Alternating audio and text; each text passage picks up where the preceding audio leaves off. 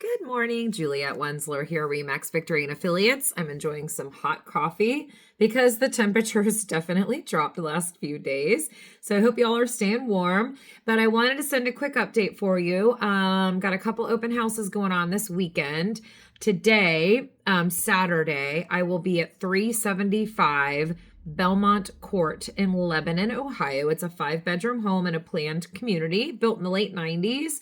Great house. It's all been updated. It's beautiful. 1 to 3 p.m. 375 Belmont Court in Lebanon.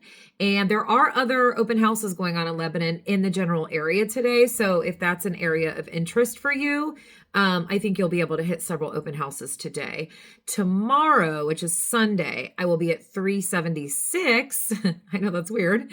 376 Yankee Trace Drive. So in Centerville, if you have dreams of living on the golf course, come and walk through this house. It's a beautiful home. It has 4 bedrooms, and every bedroom has its own ensuite and its own walk-in closet. If that's your dream, come and see me please tomorrow, 2 to 4 p.m. in Centerville at 376 Yankee Trace Drive.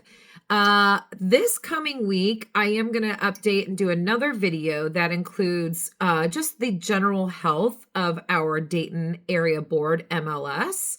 For today, I'm going to go back and concentrate on Kettering because a lot of you in my thread either live in Kettering or you're looking to purchase in Kettering or you're just curious about the market in Kettering. And Kettering's very central in our MLS, so it is kind of a good gauge of what's going on throughout the entire MLS. However, price point and school district do make a difference in days on market. So, for example, right now, today, 103 active listings in Kettering. 89 of those are single family, 14 are condominiums. 94 are pending right now. Okay, so there's only 103 active and 94 of those are pending. And then, not 94 of the active, excuse me. 103 active, 94 pending. Okay.